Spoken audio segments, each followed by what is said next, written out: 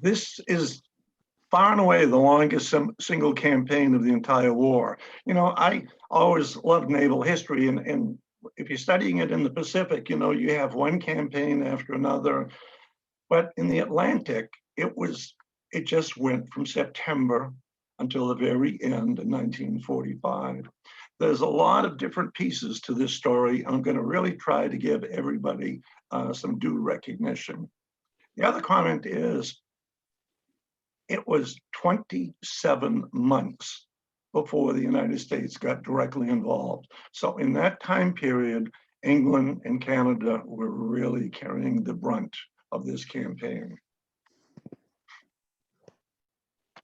Okay, so.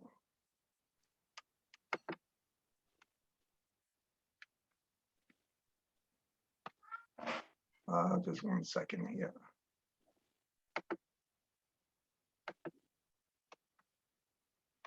If you had to read one book, if you had to read one story, one novel, The Cruel Sea by Nicholas Montserrat would be a very, very good thing to read. I strongly recommend it.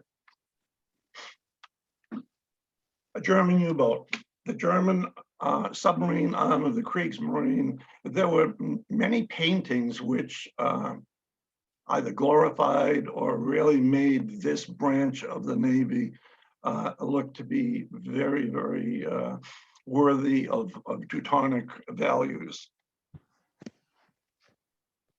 In 1939, Great Britain controls the largest Navy in the world.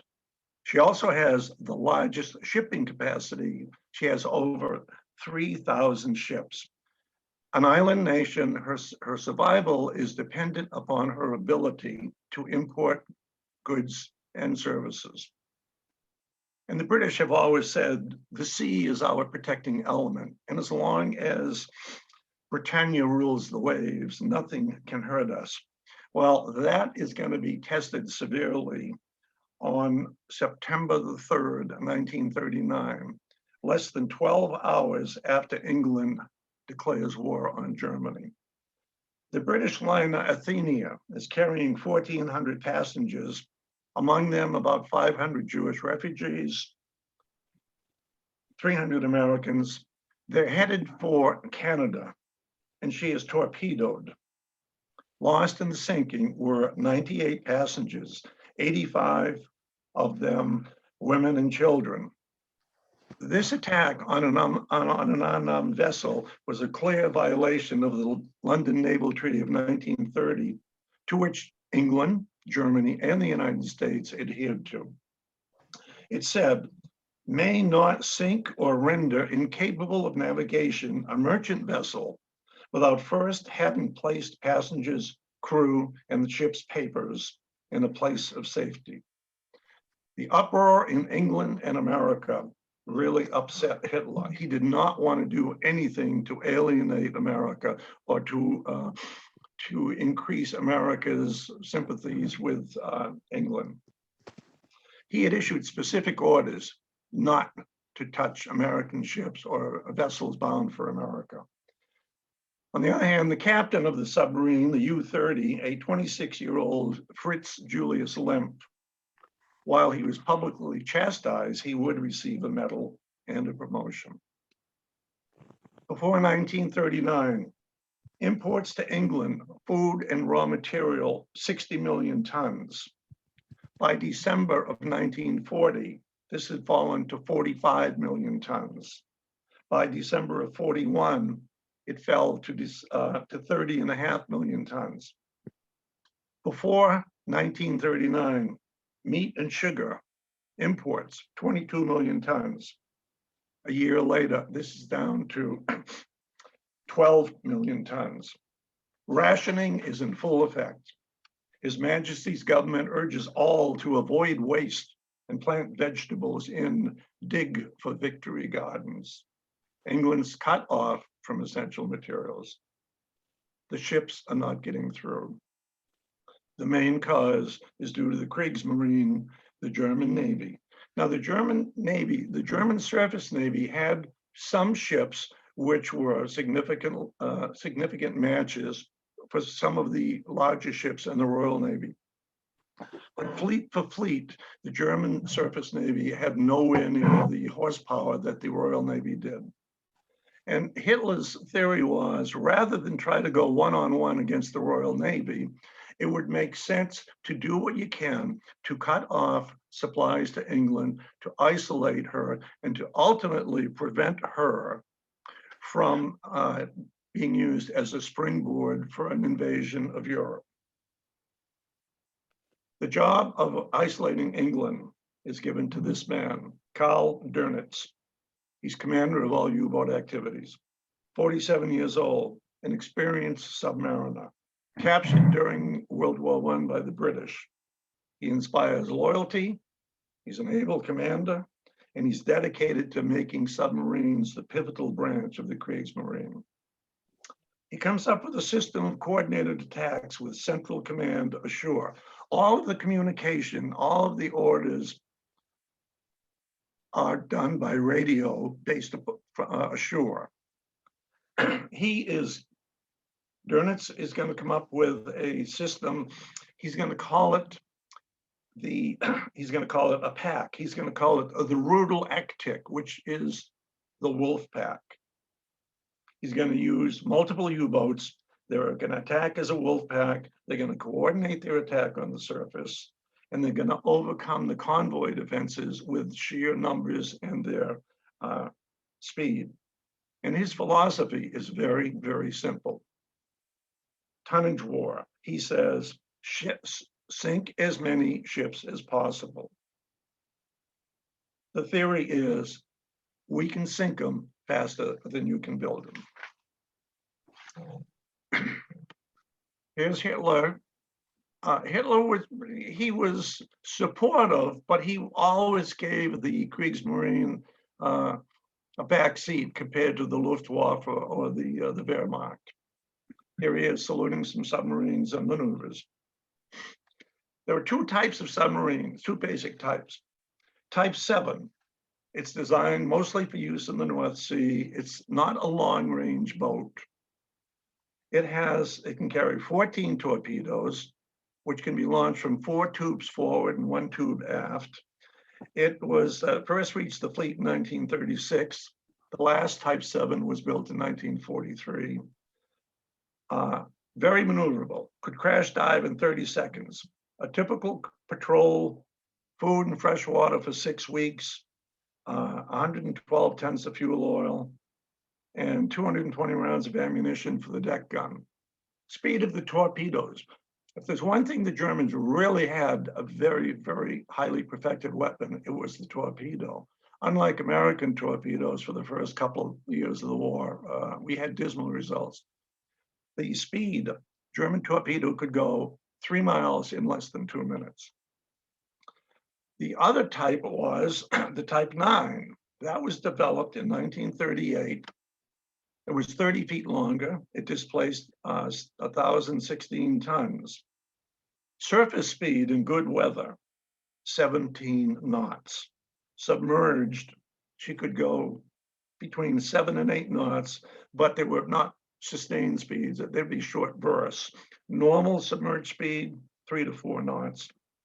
Range with good surface conditions could be 400 miles per day.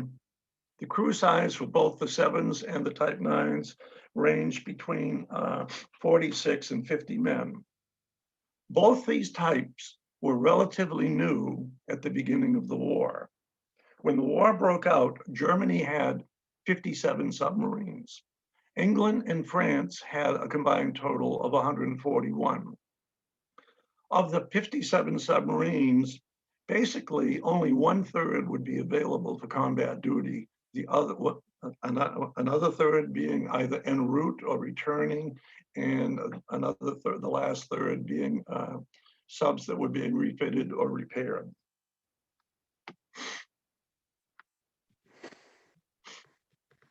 Here's a Type 7, not a huge size ship, but very, very efficient. In June 1940, when France fell, 36 U-boats were transferred from ports on the Baltic and the North Sea to the coast of France. They would be based in Lorient, Saint-Nazaire, Brest, and Bordeaux. In Saint-Nazaire, they had these huge bunkers which were constructed that could handle as many as 20 U-boats. They were 980 feet long. The roof of these bunkers, poured concrete, 28 feet thick, 28 feet thick. And no matter how much Allied bombing took place, these bunkers survived the war. But the new bases on France gave a tremendous advantage to the U-boats. Prior to the surrender, the U-boats had to leave. They had to go through the Baltic, through the North Seas, sail up between the Faroe Islands and Iceland before reaching safe open waters. Not only did the French bases save time, they enabled the duration of the patrol time to be nearly doubled. From 1939 until 1940, the loss of Allied shipping was relatively low, 41 ships, total tonnage of just under 250,000 tons. Hitler was adamant no US flag vessels should be attacked. All efforts by U-boats should be aimed at isolating England. One of the first steps America took was to establish a neutrality patrol, and the goal was basically to prevent the European war from the New World. As time went on, there'd be numerous violations of this doctrine, including attacks on American destroyers and warships. Destroyers Greer, Kearney, they were damaged. The Reuben James was lost with heavy casualties. Other actions during this shorter war period were the Lend-Lease Act, wherein we got bases in the Caribbean in exchange for giving England 50 relatively obsolete destroyers. Once we did that, German reaction was pretty swift. September of 1940, all restrictions on submarine warfare were lifted. And Hitler acknowledged that it might result in some Americans being killed. By the end of 1940, shipping losses had risen to 375 ships. This is a Coast Guard cutter. She is in the ice off of Greenland. There was a German radio station which was broadcasting weather reports to the submarines as well as to the Luftwaffe. And we sent a shore party, and they actually captured the crew of the radio station. And subsequently, American troops were established on Greenland. Here's the destroyer. She's a 4-stacker. She was the Greer. She was attacked by a German submarine. This is Dönitz. Dönitz was the man in control. Everything was aimed at making the U-boat war successful.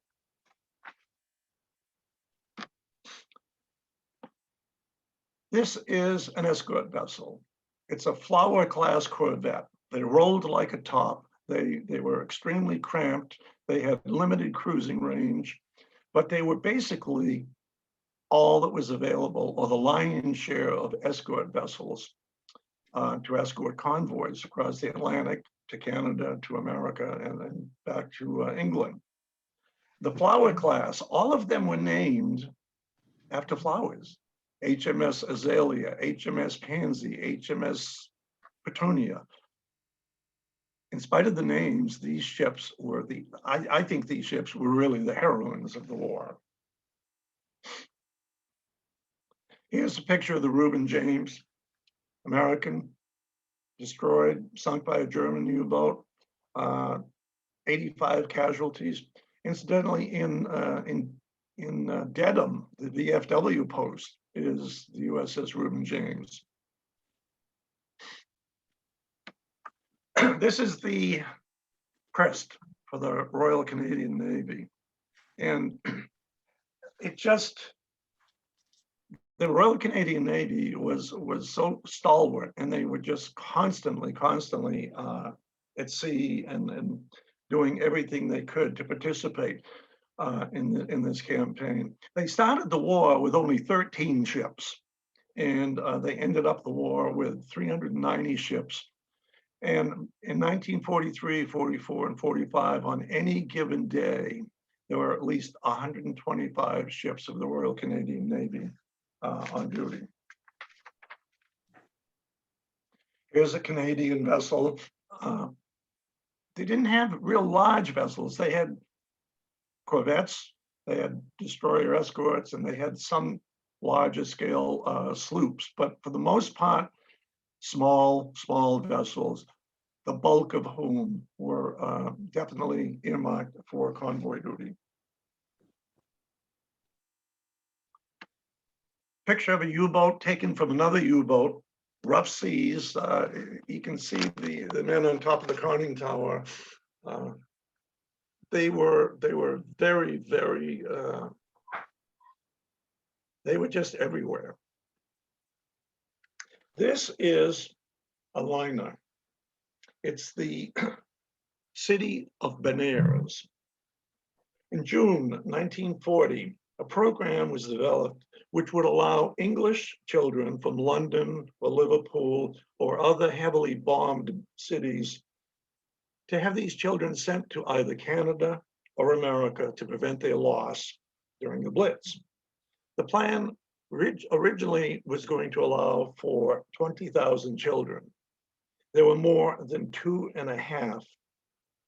There was more than 500,000 children who applied. Friday the 13th, 1940, the city of Benares, she's carrying 90 of these children. She sets sail for Canada. She's in a convoy of 17 other ships. Just a little after midnight on the 13th of September, she's attacked by the U-48. A torpedo would strike her on the port side. She would sink rapidly. Of the 90 children on board, only 17 would survive. Here's a picture of the children as they were just setting off on the journey.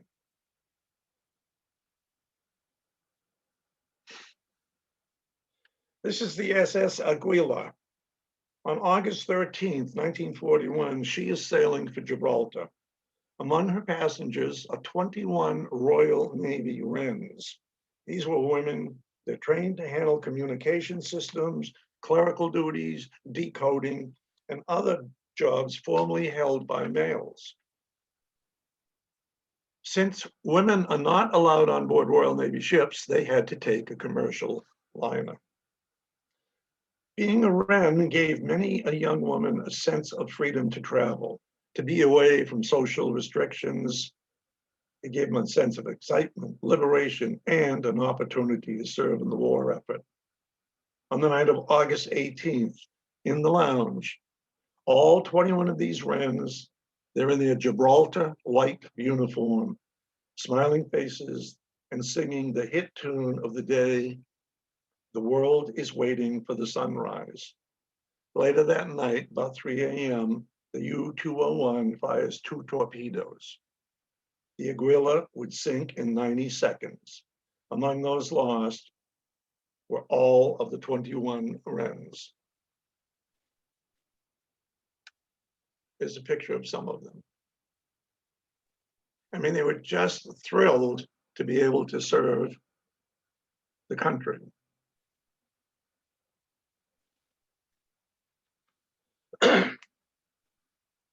This is a U-boat commander, Otto Kretschmer.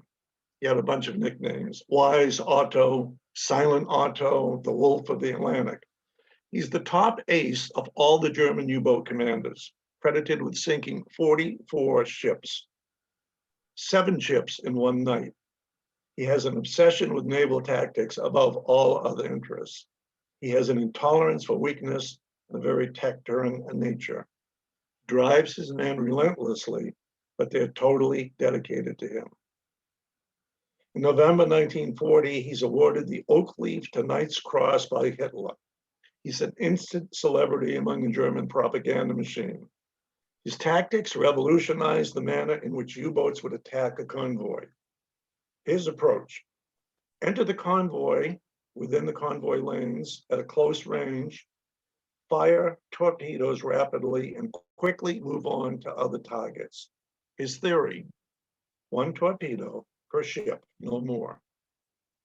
In March of 41, he would be captured by HMS Walker, commanded by Captain Donald McIntyre. Kretschmer would spend the rest of the war as a POW in Canada. He would actually lead a revolt of German prisoners at this prison camp in Canada, but it did not succeed. Following World War II, he would serve as an admiral in the West German Navy. Here is Admiral Raeder. He's the Grand Admiral Raeder of the Kriegsmarine, awarding a commendation to a U-boat commander. The U-boat captains were rock stars. They were celebrities. Whenever they came into port after a patrol, they'd be flying flags indicating how much tonnage or how many ships they had sunk. They would have a 30-day leave. They would be quartered in the best of facilities. They were celebrities, and the propaganda machine constantly hyped their accomplishments and their skills.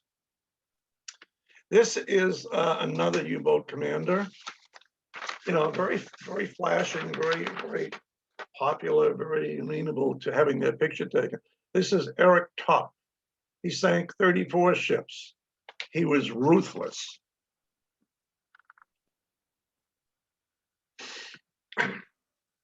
This is the Enigma machine. It is basically the basic form of communication from U-boat headquarters ashore to U-boats at sea.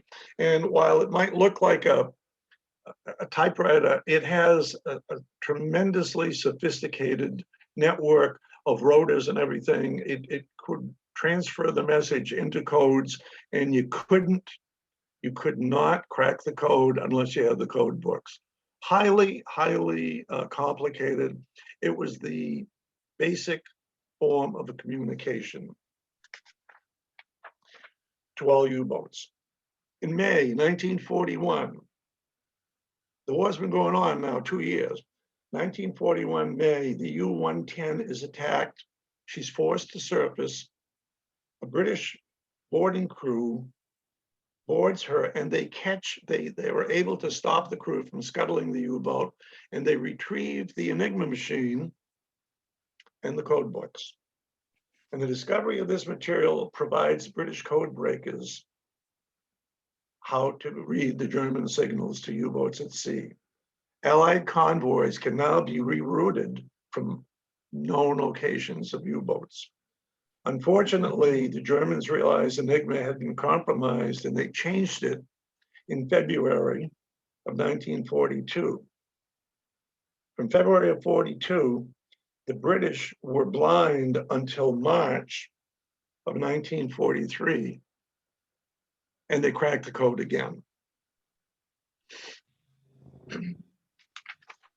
Bletchley Park is 50 miles from London. This is where the British code breakers operated. There were between 10 and 12,000 men and women assigned to breaking these codes. They came from all walks of life: engineers, chess players, students, mathematicians. They worked round the clock trying to solve the problem. And ultimately, when they did, their information resulted in a new classification, Ultra. A direct result of their work was in June 1941, 320,000 tons of ships were lost. A month later, 98,000. A month later, 84,000. Dönitz suspects the Enigma had been cracked. They changed the code, and it would be a while for the British to catch it again. The Murmansk convoys. In 1941, the Allies committed to sending Russia much needed military equipment in order to keep Russia healthy and to strengthen them, because the Russian resistance to the Germans was pivotal. These goods were in convoys and they passed Iceland through the Barents Sea and ultimately to Murmansk.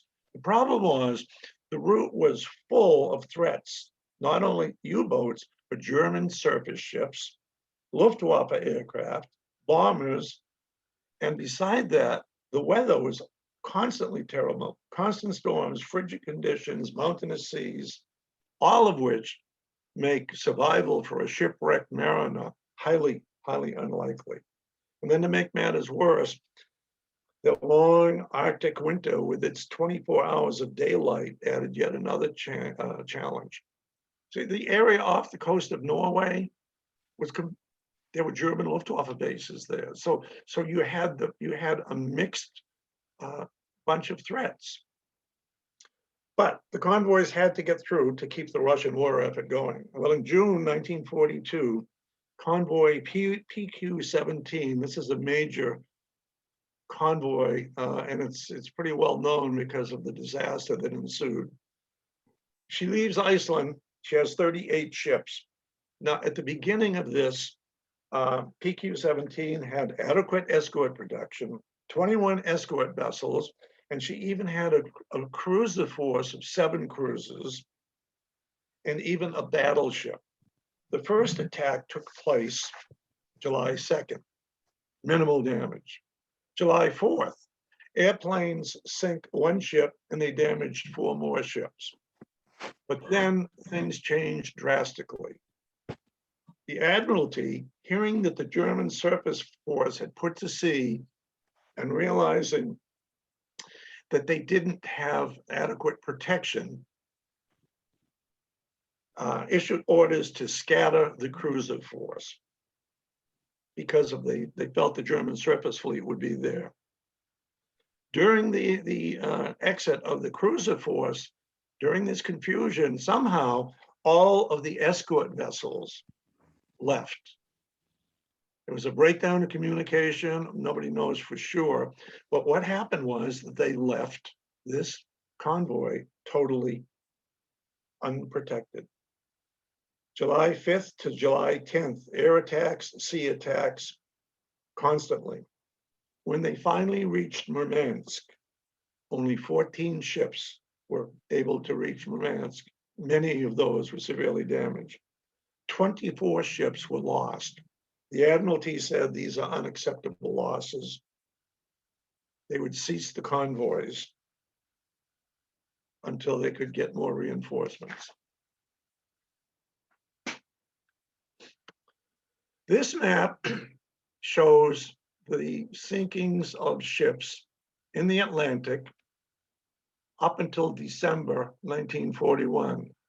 I don't know how well you can see it, but basically all of the heavy losses of shipping are basically east of Greenland, in the middle Atlantic, and also off the coast of South America, of Africa. This is as of December 1941. Everybody knows this is December the 7th, Pearl Harbor. Here's the American fleet in the mud.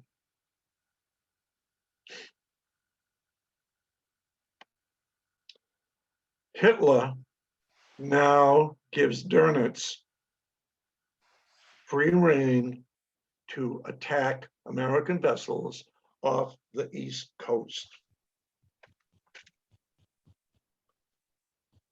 December 11th, Germany declares war on the United States. After a year and a half of strict policies mandated by Hitler, Dönitz can now send his U-boats to America. Initially, he has only 6 of the long-range Type 9 available. They are to be destined to go from the mouth of the St. Lawrence River south to the coast of North Carolina. He would also assign 12 of the smaller Type 7 boats to Canadian waters off Newfoundland and Nova Scotia. The Type 9s are scheduled to reach their destination by January the 13th. No attacks are to be permitted before this date. Secrecy, absolute. Ironically, the British intelligence knows of this plan, and they alert Americans in very accurate detail of the scale and the scope of these U-boat groups. Yet little was done by Admiral King and his staff. In fairness, it must be pointed out that we were still reeling from Pearl Harbor and the Japanese onslaught in the Pacific. All available destroyers and escort ships are forced or being rerouted to the Pacific. The attacks start January 14th. The U-123 sinks a tanker, the Norness, 9,000 tons off Long Island. January 19th, off North Carolina, U-123 sinks 3 ships in one night. February 26th, off New Jersey, the tanker RP Resort, 78,000 barrels of oil destined for Fall River, is torpedoed. She burns for 2 full days before sinking. Out of a crew of 42 crew members and 9 armored guard, there's only 2 survivors, both covered in oil. Their bodies were twice their normal size. June 15th, off Virginia Beach, tanker SO Augusta, 120,000 barrels of oil, consigned to Great Britain, severely damaged. April, SO Boston, en route to Halifax, 105,000 barrels of oil, sunk. June 15th, SO Augusta, she hits a mine off Virginia Beach, 120,000 barrels of oil are lost. By the end of January, 23 ships totaling 150,000 tons are sunk by 5 of the Type 9 boats. The Type 7 boats would sink 18 ships. Total losses for January, 106 ships. For the crews of these U-boats, the results are hard to comprehend. This new area is full of choice targets. They're traveling alone. They're unescorted. There's no precautions to blackout conditions, no organization of convoys, no escorts. The coastlines are brightly lit up, making the ships better targets. Don't they know a war is going on? Some of the crew members, the U-boat members say. It was not uncommon for ships to be torpedoed in broad daylight, just offshore with civilians watching. Off the coast of Jacksonville, a crowd of thousands of beachgoers watched the tanker Gulf America burn for hours. Some cities on the water were reluctant to turn the lights off because it might ruin the tourist season.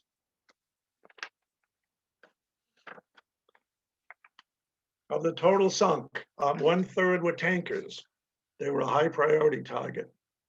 In the first 5 months of the war, 129 tankers are sunk. England predicts a shortage of 2 million tons of oil. In May and June, the U-boats head south to the Gulf of Mexico and Caribbean. This area was ripe with loaded tankers. The refineries in the Gulf Coast and off the coast of Venezuela. The losses in June, for the month of June, 834,000 tons. The result of the first half of 1942 certainly seems to substantiate Dönnitz's theory of tonnage Krieg, the tonnage war. This vessel is the Dorchester. She's a former passenger steamer. She's been modified to be a troop carrier in 1942. In February of 1943, she's assigned to convoy SG-19, departing from St. John's, Newfoundland, destined for Greenland. She's carrying a crew of 130 men, an Army detachment of 751 men, and an armed guard of 24 men. He's torpedoed by the U-223 at 3:55 in the morning of February the 3rd. At once, all power is lost. She's unable to send an SOS, nor could she launch any flares. At first, no other ships in the convoy realized that she's been hit. Even though there had been drills and practices for abandoning ship, most of those on board panicked. At 3:58, 3 minutes later, the order to abandon ship is given. In total darkness below decks, clogged passageways, a severe list precluding boats from being launched on the port side, disorientation causing widespread confusion and panic. Topside, men are leaping into the water, trying to reach life rafts, or simply wearing life jackets. It's a black night. Water temperature, 36 degrees.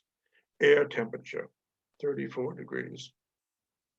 As the ship is sinking, there were 4 chaplains on board her. They're banded together. They're trying to calm the men, aid the wounded, and guide the men to the life rafts. When they heard there were no life jackets, each one of them gave their own life jacket to men needing one. As the ship is sinking, she's going down by the bow. The 4 chaplains are hanging onto a railing on the stern, arms linked and praying. The chaplains were Lieutenant C.V. Poling and Lieutenant G.L. Fox. They were Protestant ministers. Lieutenant A.D. Good, he was a Jewish rabbi, and Lieutenant J.P. Washington, a Catholic priest. One survivor in the water said, "It was the finest thing I have ever seen or hope to see this side of heaven." In the water, hypothermia, exhaustion, panic, and strong currents are claiming many victims quickly. Each man with a life jacket.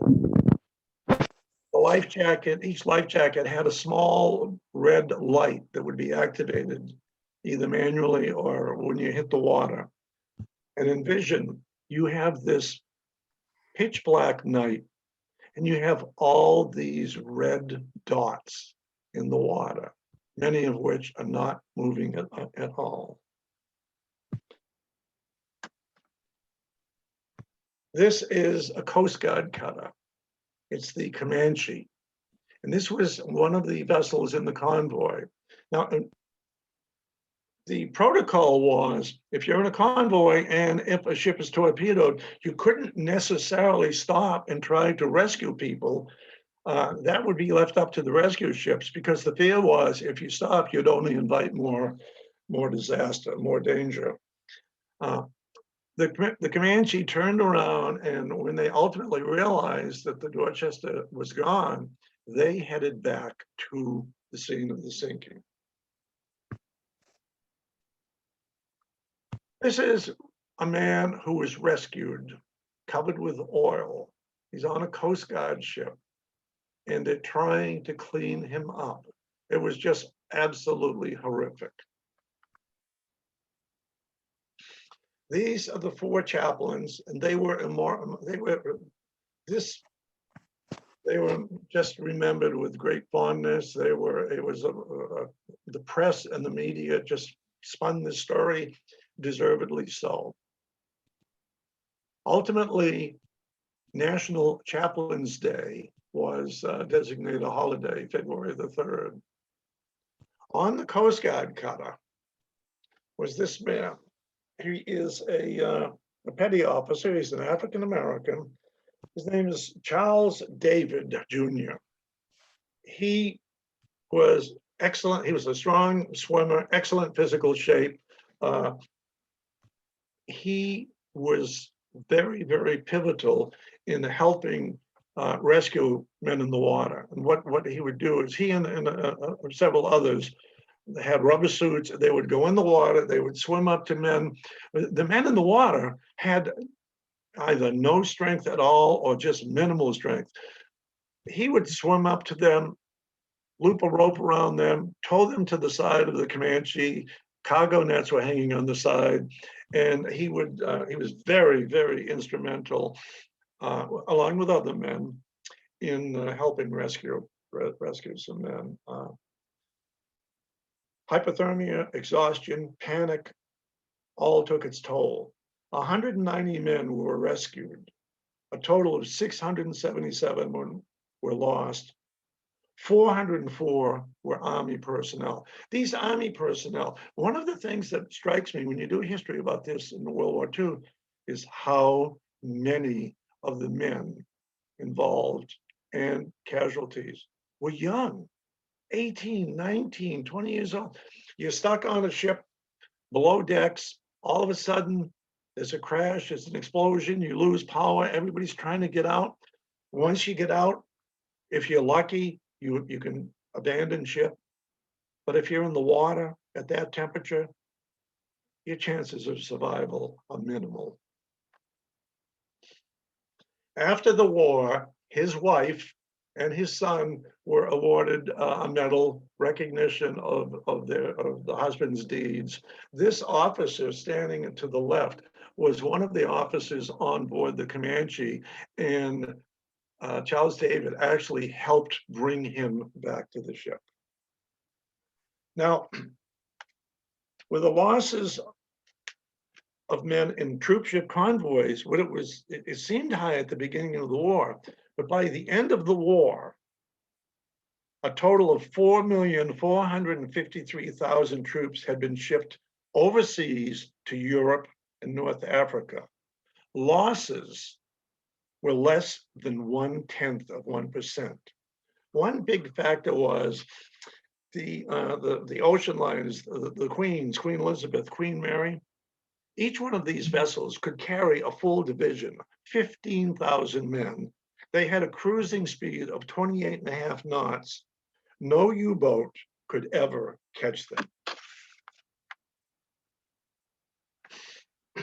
Here's a picture of the turkey shoot.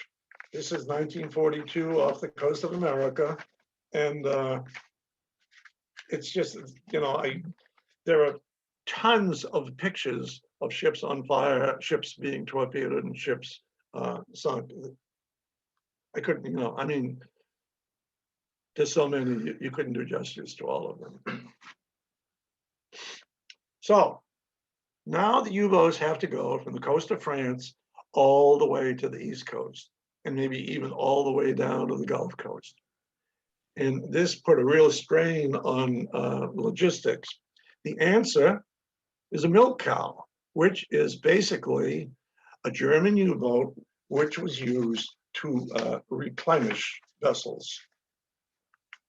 And it just made all the difference in the world, because they would be able to carry supplies. Let me just get my note here.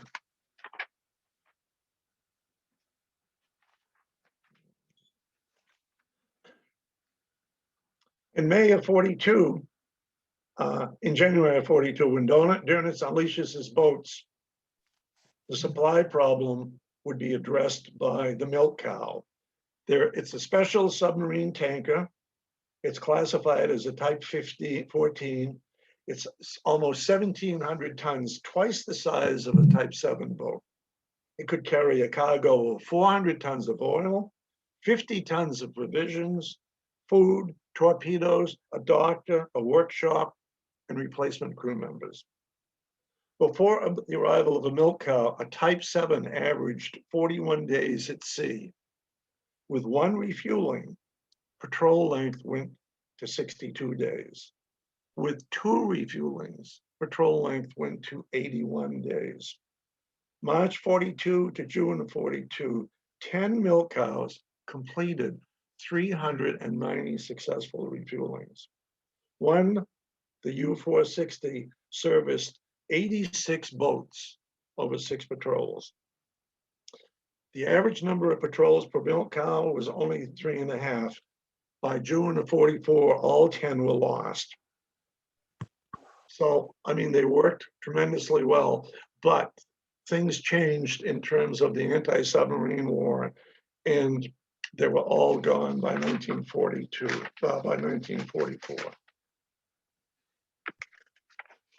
So this is December 31st, 1941 to July of 1942.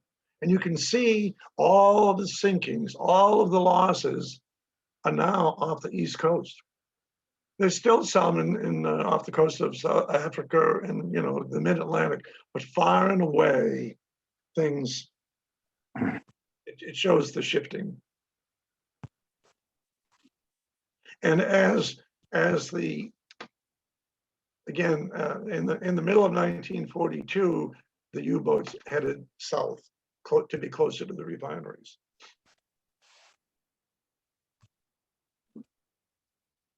Typical U-boat at sea. And here's like a propaganda part. They always, I mean, there were a number of artists that were commissioned to paint as many as they could of these crews. Here's Admiral King. King was the highest ranking naval officer in the United States Navy. He was a tough guy. Roosevelt always said that King would shave with a blowtorch. King's heart was in the Pacific.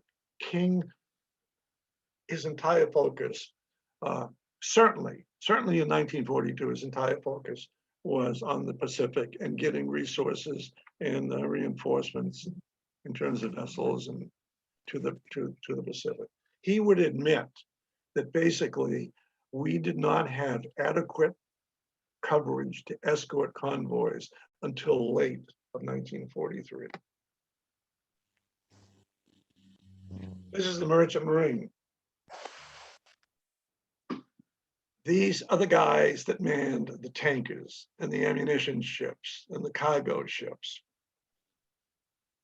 There are two parts to this story: the Merchant Marine and also the Naval Armed Guard. The Naval Armed Guard was a special detachment of regular naval personnel who were assigned to merchant marine vessels. They were to man the guns on the vessels. And it was definitely a total clash of culture between the two. The Naval Armed Guards, in charge of the small naval detachment on a merchant ship, usually a junior officer, an ensign or a lieutenant JG. His job was complicated and demanding. He had to train and maintain naval discipline on board a merchant ship, which had relatively loose levels of discipline. The Naval Armed Guard would consist of radio men, gutters mates, signalmen, pharmacist mates, bosuns, coxswains, and there's no other naval officer to help him bridge the gap between merchant sea and regular Navy. At times, relations between the two groups could be rocky. Ultimately, it would work out. Having an armed guard unit on board could cause a rift between the master and the officers of the vessel.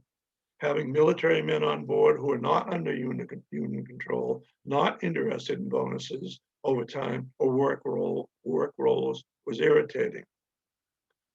On the other hand, many armed guard members looked down on the merchant marine culture. A common viewpoint of the armed guard was there were only 3 times on board: coffee time, sack time, and overtime. Another source of hard feelings was the discrepancy in pay. Armed guard members had a fixed rate of pay, $60, $70 a month. Merchant mariners had a higher pay scale, $170 a month, a bonus of $125 for each Atlantic crossing, $5 daily extra in a combat zone, and overtime on Saturday and Sunday. But if your ship was sunk or if you became a POW, all benefits ceased.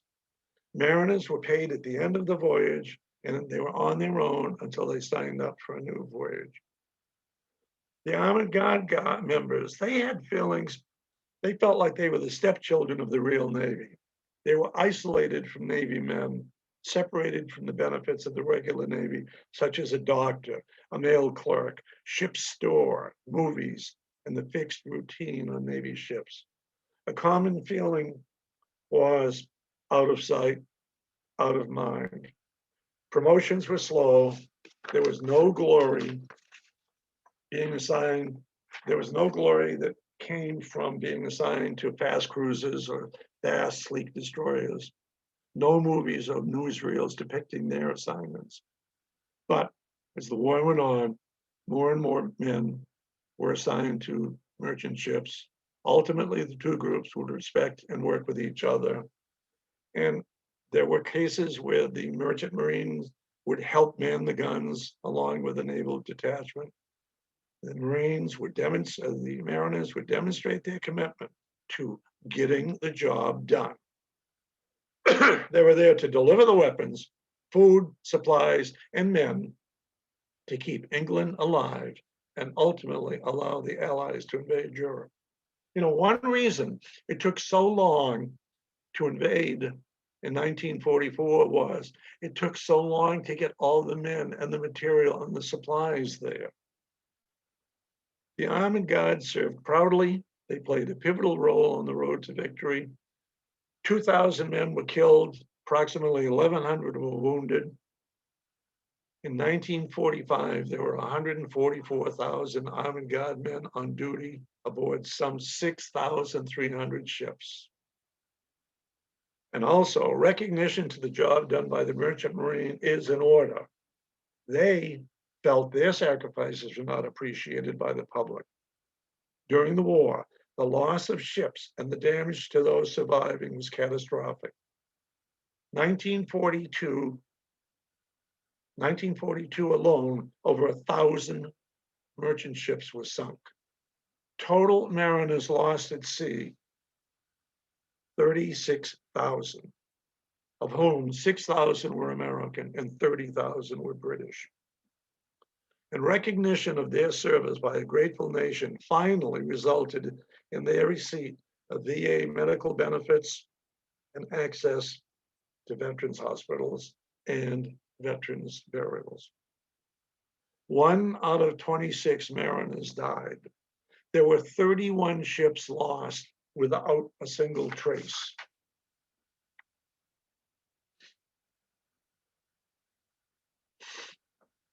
If the Flower class corvettes are heroines, so are these.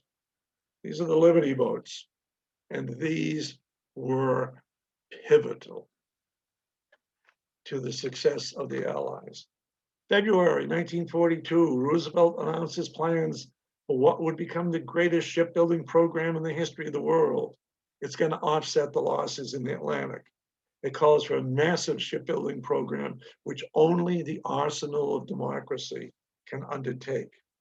First step would be to expand the number of major shipyards from 10 in 1942 to a total of 50 by 1945. The goal is produce an emergency cargo ship, which can be mass produced quickly and inexpensively using modern assembly line techniques and standardization of all steps from keel laying to launching. By the end of 1942, 18 new shipyards are operational. They have the capacity to launch 171 ships. The design for these came from a British proposal for a low-cost mass-produced vessel. Length, 400 to 450 feet, 56-foot beam, draft of 27 feet. Propulsion, 2 oil-fired boilers feeding a triple expansion steam engine. While obsolete, these engines were relatively inexpensive and easy to operate.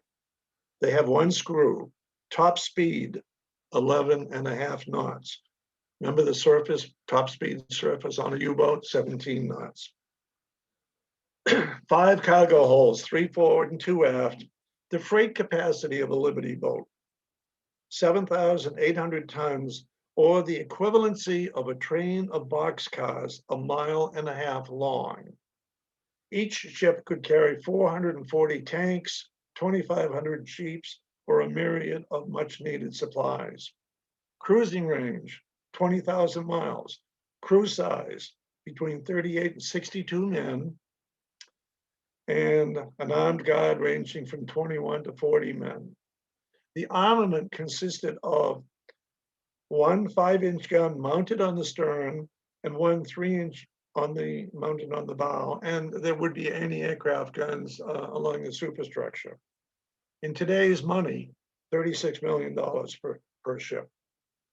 Each ship had 250,000 parts, some weighing as much as 110 tons. A major change in construction involved welding rather than riveting. This reduced labor costs by 2/3, and it did not require as highly skilled laborers.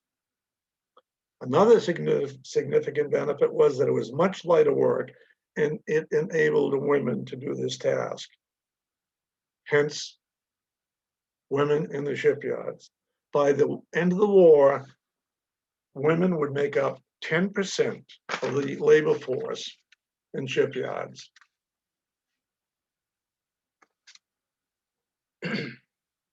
By the end of the war, over 1,800,000 people were employed building ships. They were nicknamed the ugly ducklings by Roosevelt, who said a dreadful looking object. But they were worth their weight in gold. America's first Liberty was the Patrick Henry. The origin of Liberty stems from the remarks made by FBR, who quoted Patrick Henry's famous words of "Give me liberty or give me death." Production times range from 6 months, from 4.5 to 6 months at the beginning. By mid-1942, this time frame diminished. Henry Kaiser, an industrialist, would complete a ship on the West Coast in just 31 days. Records were being shattered. Is a typical Liberty boat at launching. This one piece weighs 110,000 pounds. Everything was prefabricated. Everything was standardized. This is a tanker. What they realized was you could put planes, completely assembled planes, on the surface with minimal effort, and you could serve two purposes. It'll serve as a tanker, and it would also be able to deliver aircraft. Total production, 2,710 Liberty ships. Lost in the war, 310.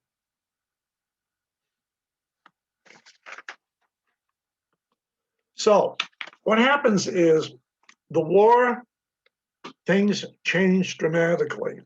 But in 1939 through 1942, there's basically a limited amount of weapons the Navy has in combat, in fighting or destroying U-boats. And they're relatively simple. They're not highly technical. I'll show these first. Traditionally, depth charges.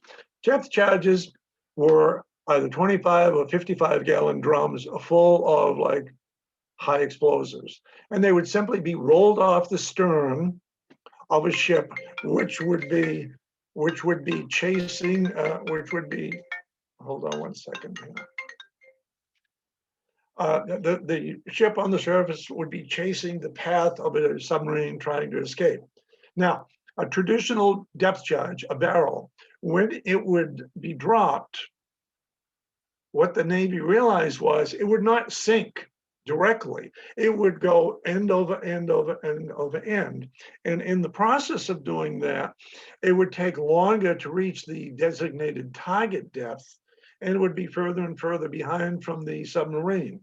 So they changed the configuration from a regular barrel to a depth charge, which is teardrop shaped, and that would sink much quicker. And that would allow them to have a wider pattern of depth charges, which gave them a better chance of hitting the submarine. You didn't have to hit the submarine directly, but obviously the closer to the hull, the more the shock waves and the damage would do. The other two weapons were the K gun, which would simply take a smaller depth charge and would be launched off either side of the ship. So you now have, you can drop depth charges from the stern, and you can drop them on either side of the ship as she's chasing the sub. And then lastly is the Hedgehog. The Hedgehog was mounted in the bow, and it had 4 rows of 6 projectiles. They could be launched ahead of the vessel, and it gave the destroyer a much better chance of striking the U-boat, which the destroyer was pursuing. In addition to these weapons, there was also sonar. Sonar is highly developed by now. It allows the sub to pick up the sound of, it allows the destroyer to pick up the sound of the sub's props, and it has an echo ranging gear to find the sub's location and distance. And once they could do that, they could actually follow, they could pursue the submarine. You had radar, you had sonar, and then a key factor, aviation. A major turning point of the war. Use of aircraft is going to give the allies a huge advantage. It's going to eliminate black holes in convoy routes. And it's also going to allow coordination in tactics between the surface vessels, the destroyers, the destroyer escorts, and the aircraft. And it allows much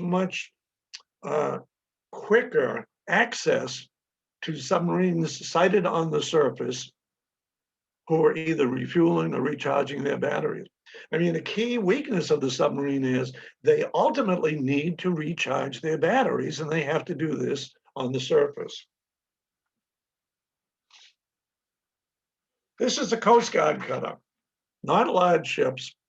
This was very similar to the submarine that helped rescue survivors from the Dorchester. And at the beginning of the war, in 1939, Roosevelt authorized the Navy to take control of the Coast Guard. There were about 12,000 men in the Coast Guard at that time, at the beginning of the war. Major function, rescuing mariners in distress, maintaining naval navigational aids, lighthouses, beacons, communication, and a weather patrol. The fleet consisted of 7 cutters. They were secretary-class cutters. They were all named after Treasury secretaries. They were 2 years old, had an excellent cruising range, but when they made the shift from the Coast Guard to the Navy, life changed. Instead of the watch being 4 hours on and 8 off, it would be 4 on and 4 off. The crew would be split into port and starboard watches. Daily sunrise and sunset general quarters. Getting ready for war meant more weapons, better communication systems, and these lead to more men, which leads to very crowded living conditions. But they would attain their goals. Once the war broke out, Coast Guard men are involved in convoy and escort duty, rescue operations, maintaining weather patrols, all of these in the North Atlantic during hostile weather conditions. Storms are constantly present. Green water pouring over the bridge, mountainous seas pounding upper surfaces, winds clocked in excess of 120 knots, lifeboats, rafts being damaged, some ripped off, unrelenting spells of cold weather. In 1942, in the winter, 1 month, gales occurred 28 out of 30 days. So if a man on watch topside on a gun platform, he's covered in warm clothing, 2 pairs of gloves, face mask, fleece-lined jacket. He would become frozen after only a half an hour and need to get a break below for a short time. Ice buildup would be a constant threat to the ship's stability. After one storm on a cutter this size, the ice was 12 inches thick. This added another 100 to 150 tons to the ship. All in all, dangerous and exhausting duty. This is a Coast Guard cutter. There are the depth charge racks. These men are looking at depth charge exploding that they have dropped. You can see the convoy in the background.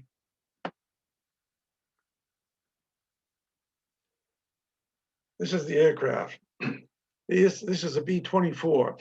They called them BLR B-24s because they were modified to the point where they had very, very long range. And many of them were stationed in Britain.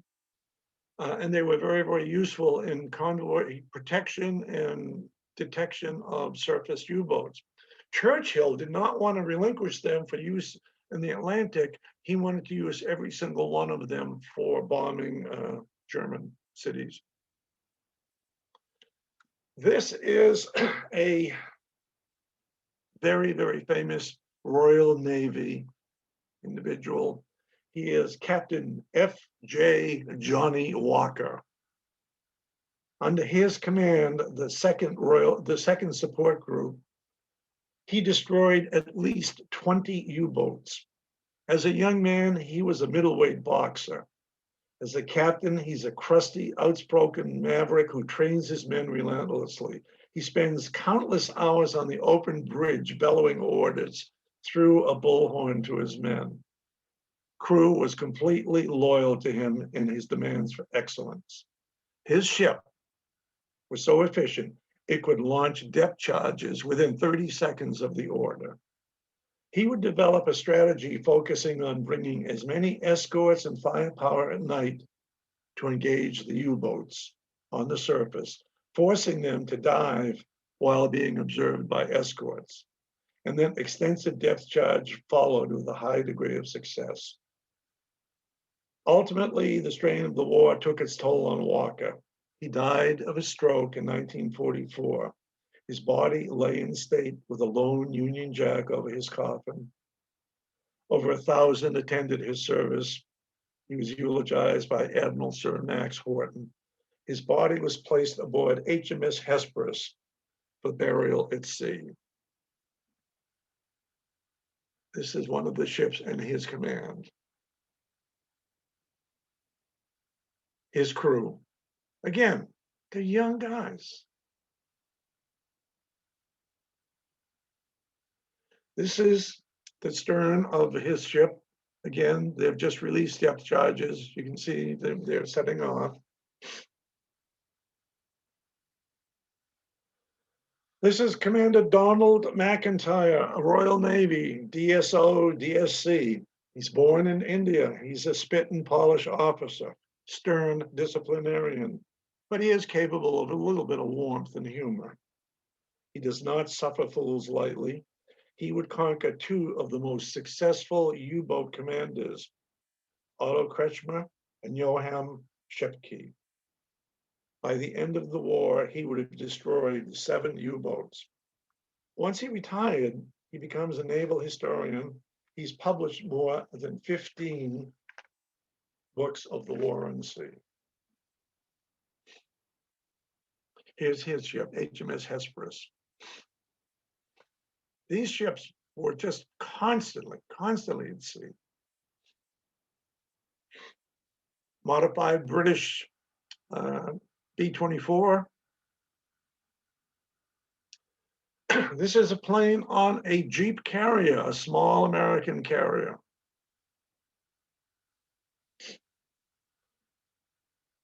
It's an Avenger. And they also have Wildcats. Here's the brief carrier. Here's the Jeep carrier.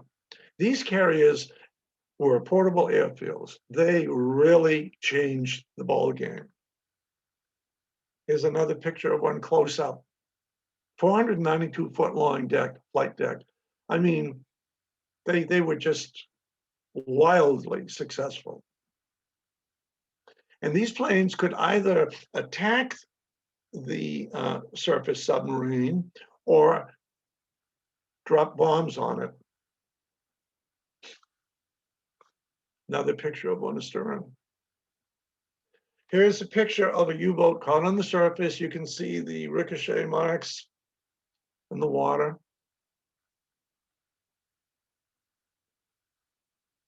just missed hitting it directly. You can see men at the base of the conning tower trying to escape. This is a terrible picture, but I wanted to show it because it's two U-boats caught simultaneously refueling. And between the combination of breaking Enigma and more escort ships and more aircraft, all of these things combined, they just changed things completely. By May of 1943, Dönitz conceded, quote, "We have lost the Battle of the Atlantic." Again, at the beginning of 1943, things looked rosy for the Germans. They had just sunk over 1,000 ships, but in 6 months, things changed drastically. The hunter-killer groups, the jeep carriers, the aircraft, and the surface destroyers, they became wildly successful. U-boats sunk in 1941. The Germans lost 19 U-boats. In 1942, they lost 35. In 1943, at the end of 1943, they had lost 150 U-boats just in that 1 year.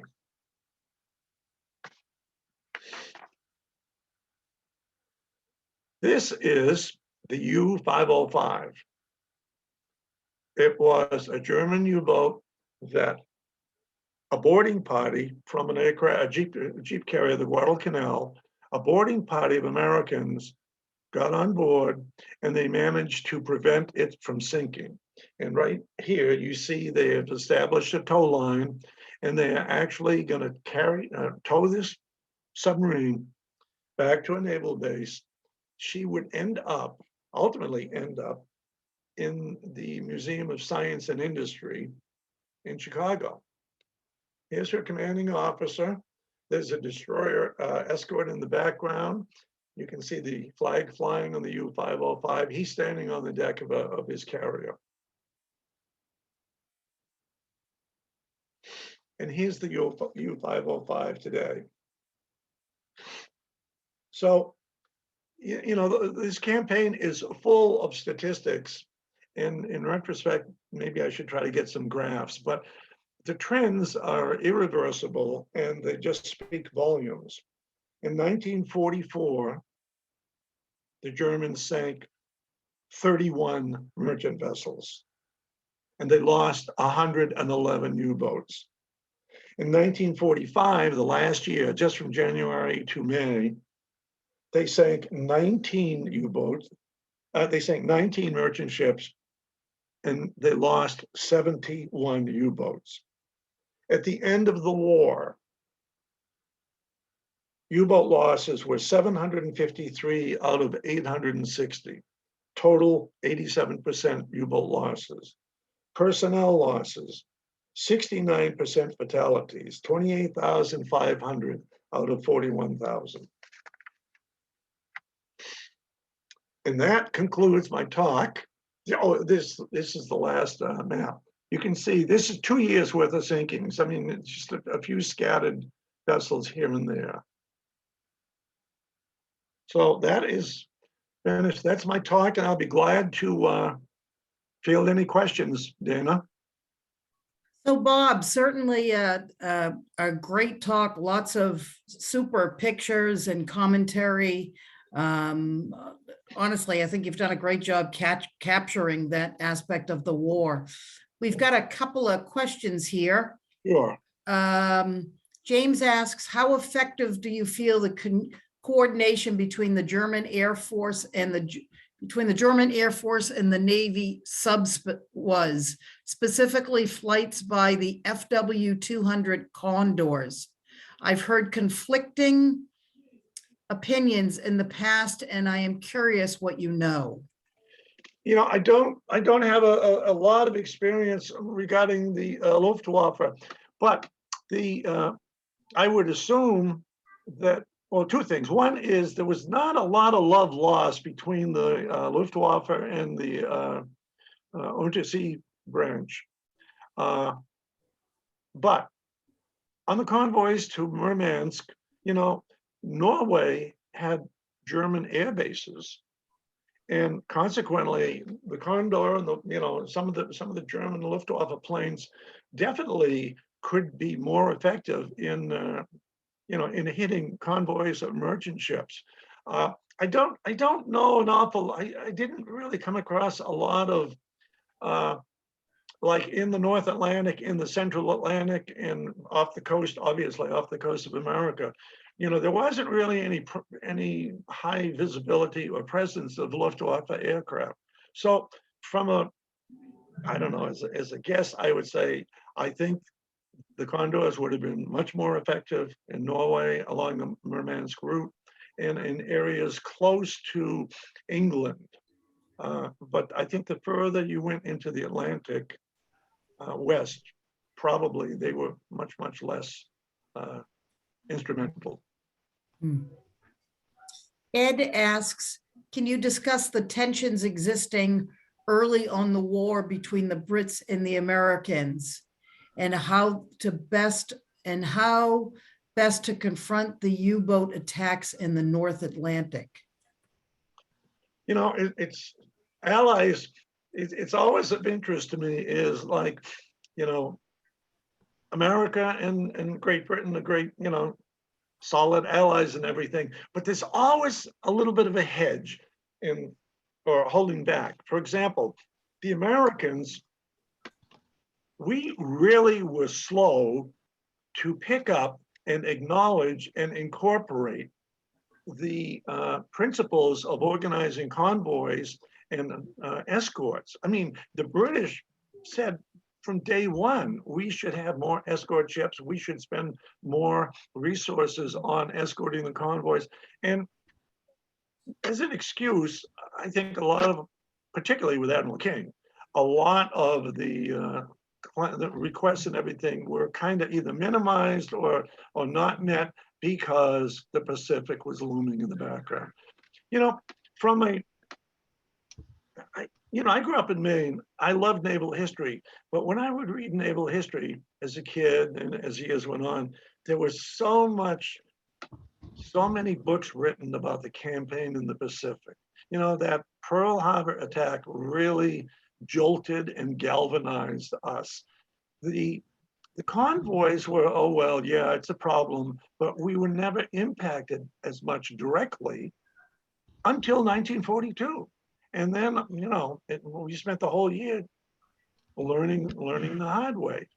Some of the American leadership resented the British suggestions or the British approach. Churchill wanted to put the brakes on how effectively Enigma code breaking would be relayed to the Americans. So, I think there was some friction, but there's no doubt that once things turned around, like from 1943, 1944, obviously both navies were working hand in hand together. And one other thing is the Canadian Navy, the Royal Canadian Navy, those guys really carried a huge part of the burden of the load and everything. So I don't know if that answers the question or not. It wasn't a well-oiled machine between the American hierarchy and the British hierarchy. England had their hands full too. So, with other, the Mediterranean. Just a comment from Sam. Excellent talk, Mr. Bagan. I'm a former submarine and ASW officer. Excellent. And I found your talk very informative. Well, thank you for your comments, and it's great to hear. Just aside, I've given a talk on the rescue of the submarine Squalus, and it was in Portsmouth, and it was full of ex-submariners, and I was a little intimidated at the beginning, but boy, I want to talk about an elite branch of the service. Hats off to you folks. Ben, Bob, when are you giving that and where? Oh, I've given it in the past. Oh. I've given it in Portsmouth and I've given it around here. I mean, I could send you the a blurb on it. It's a great talk. Yeah. It sounds interesting for And, sure. you know, I mean, literally speaking, it's right in our backyard. Yeah. So anybody else? I know I bounce around and hop around a lot, but I try to keep, you know. Any other questions or comments for Bob? Dana, can you hear me? Yes, we can, Sam. Uh, Hi, Bob. My name is Sam Colburn, and I, as a young fellow, 14 years old, right after the war, I got to know a cousin who made those runs on the Merchant Marine up to Murmansk. Oh my God. Years later, people had a stay in Moscow, and I went to Murmansk, and I visited some of the Russians, and that was 1981, and they were so thrilled about the American contribution to the war in the Lend-Lease, delivering those ships that went up to Murmansk. Yeah. And I just that was where I really got to appreciate the value of the convoys. And you know, Sam, when the ships did reach Murmansk, it's not like it was a great liberty port. You know, I mean, they were confined to quarters, and there wasn't a lot of R&R. But you got to give the Merchant Marine credit. They did the job, and everybody worked together. There was plenty of vodka for them, though. Yes, sir. Yeah. Anything else? Anybody else? Great comment. Yeah. Anyone else for Bob? Thank you, Sam.